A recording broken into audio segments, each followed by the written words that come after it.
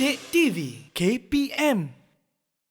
Kembali bersama saya Aiman Sufian Azman di Didik TV KPM. Pada hari ini kita nak mempelajari mata pelajaran catering dan penyajian tingkatan 4, cikgu. Bukan setakat kita ni nak fikir nak kerja hotel dan sebagainya. Sebenarnya ilmu ni kita boleh pakai kat rumah, betul cikgu kan? Ya, betul.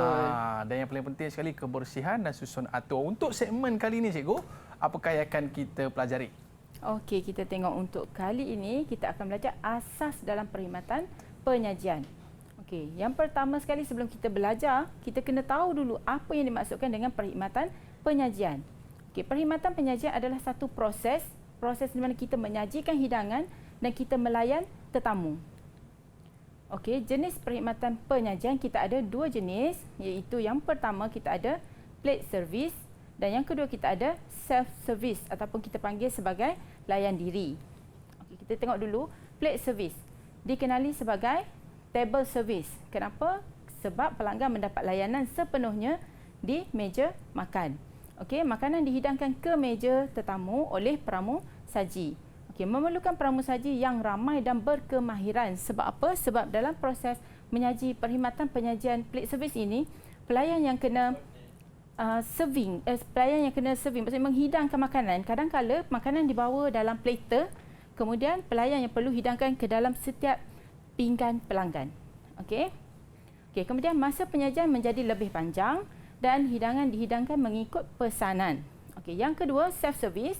Untuk layan diri kita ada dua jenis, iaitu buffet dan juga cafeteria. Untuk buffet, pelanggan bebas untuk mengambil sendiri hidangan mengikut selera masing-masing dan makanan akan disusun di meja buffet. Bukan di meja sendiri, maksudnya di meja buffet macam kita selalu makan dekat hotel ataupun restoran. Okey, dan yang kedua, perkhidmatan cafeteria, pelanggan selalunya akan beratur di lorong servis dan memilih makanan.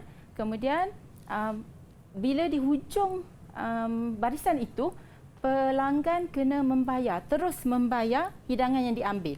Barulah boleh ke tempat duduk dan menikmati hidangan. Okey, kita tengok prosedur. Okey, yang pertama kita ada prosedur untuk buffet. Macam tadi saya sebutkan, kena mengambil makanan di meja buffet. Okey, jadi membuat tempahan dulu. Yang pertama, pelanggan buat tempahan dan buat pembayaran di kaunter sebelum makan, sebelum menikmati hidangan. Okey, kemudian barulah boleh memilih hidangan di meja buffet. Okey, kemudian selepas mengambil makanan, pelanggan akan duduk dan menikmati hidangan lah. Kemudian terus boleh meninggalkan restoran sebab dia dah bayar sewaktu mula tadi. Untuk cafeteria, pelanggan memilih makanan mengikut selera melalui kaunter, melalui lorong servis tadi. Jadi membuat bayaran berdasarkan makanan yang telah diambil. Kalau buffet tadi kita dah bayar, kita duduk, kita boleh enjoy. Maksudnya kita boleh nikmati makanan kita. Tapi kalau cafeteria, kita ambil dan kita tunjuk di hujung kaunter tu makanan yang kita ambil dan kita perlu bayar terus. Maksudnya bayar waktu itu. Kemudian baru kita boleh duduk dan menikmati hidangan kita. Okey? Okey, seterusnya kita tengok untuk prosedur perkhidmatan penyajian plate service. Okey, yang ini memerlukan, tadi yang saya sebut tadi kan, memerlukan kemahiran dan juga pramusaji yang ramai. Sebab apa? Kita tengok step by step, langkah demi langkah untuk membuat perkhidmatan penyajian ini. Okey, yang pertama sekali menyambut tetamu. Okey, macam mana menyambut tetamu? Aiman biasa pergi restoran kan, macam mana sambut tetamu? Welcome sir. Jadi kita mesti menyambut tetamu dengan mesra dan sopan. Ucaplah selamat datang. Dan bawa tetamu ke meja dengan cakap, okey, sila ikut saya, jemput masuk, sila ikut saya. Jadi kita bawa pelanggan itu ke tempat duduk. Okey, dan yang kedua, okey, menempatkan tetamu. Semasa kita menempatkan tetamu, okey, kita tarik kerusi untuk tetamu duduk. Bila tetamu dah hampir duduk, kita dorong kerusi, tolak kerusi untuk tetamu duduk menggunakan kedua-dua belah tangan. Kenapa? Kalau kita tarik satu, mungkin kerusi itu boleh jadi sengit ataupun terlepas daripada tetamu lah, mungkin salah duduk kan.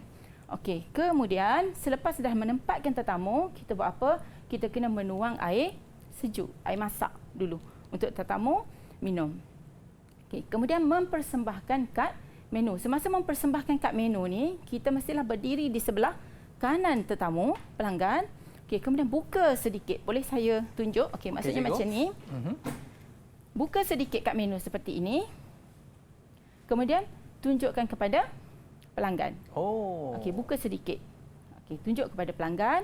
Kemudian bagi masa kepada pelanggan untuk memilih menu tersebut.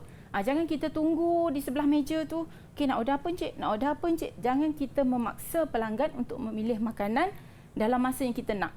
Jadi kita bagi masa, bagi ruang untuk pelanggan berbincang. Mungkin dia nak bincang dulu dengan suami, dengan pasangan, kan? Nak order apa. Jadi kita tunggu. Okey, tunggu dan kadang-kala pelanggan akan panggil ataupun sekiranya pelanggan tak panggil, kita tengok masa. Kita tengok masa dah lama, barulah kita menghampiri pelanggan dan kita tunjukkan kad menu ataupun kita tanya, boleh saya ambil order dengan lembut dan ramah. Macam tadilah cikgu kan? Ya, betul. Macam Aiman tadi. Kan, lembut dan ramah. Okey. Okey, seterusnya kita mengambil pesanan. Untuk mengambil pesanan, selalunya kita akan tanyalah, okey, boleh saya ambil order? Nak ambil order apa kan? Jadi kita akan tulis dalam 3 salinan. Kenapa? Yang pertama kita bagi kepada kaunter makanan, yang kedua kaunter minuman dan yang ketiga adalah kaunter bayaran. Okey. Semasa menerima pesanan, selepas dah habis ambil pesanan, kita ulang semula pesanan yang ditempah oleh pelanggan. Ulang semula untuk apa? Supaya tidak berlakunya kesilapan. Okey, kita ulang semula dengan suara yang jelas tapi bukanlah bermaksud kuat, tapi jelas. Okey.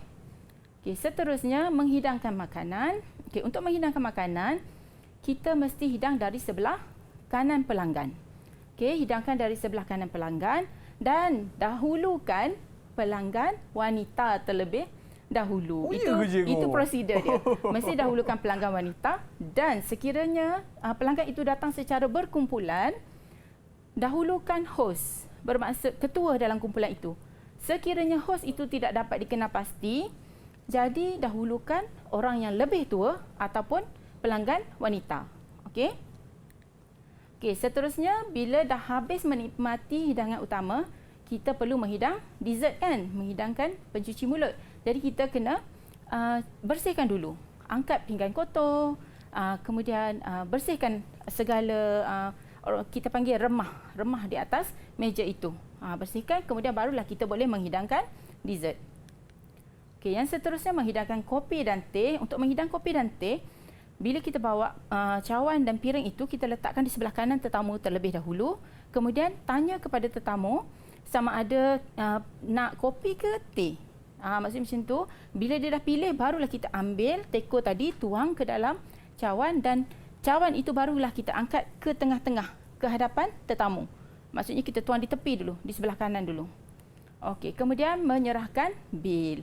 Okey, yang ini kita ambil je lah bil daripada kaunter dan serahkan kepada tetamu, menerima bayaran, kemudian memulangkan baki dan yang terakhir sekali barulah kita mengemas meja selepas tetamu telah beredar daripada meja. Okey. Okey cikgu. Jadi ini step dia cikgu sebab tu kalau kita makan kat hotel ni kita rasa seronok je cikgu Ada orang layan sampai habis. Mungkin ada sedikit rumusan daripada cikgu untuk topik pembelajaran kita hari ini. Okey, untuk hari ini kita dah belajar cara-cara kita nak melipat napkin, kita dah belajar cara-cara kita nak menyusun atau peranggu meja dengan betul dan kita pun dah belajar yang terakhir tadi, kita dah belajar cara-cara kita nak menyajikan hidangan. Jadi saya harap dengan perkongsian kita hari ini dan aktiviti yang kita buat hari ini, saya harap semua boleh melaksanakan pentaksiran itu dengan baiklah. Okey. Bagaimana dengan prestasi pembelajaran saya hari ini cikgu? Okey ke? Okey, untuk Aiman hari ini saya bagi prestasi cemerlang lah sebab Aiman semua boleh buat dengan betul dan boleh ikut langkah demi langkah dengan betul. Alhamdulillah. Okey cikgu, bagaimana kita nak dapatkan ni bahan-bahan pembelajaran kita hari ini, kita nak dapatkan di mana cikgu?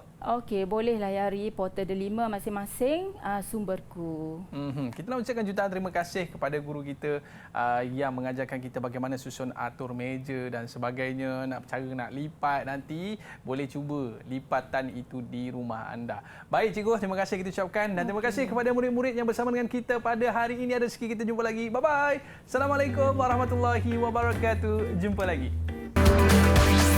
Didik TV KPM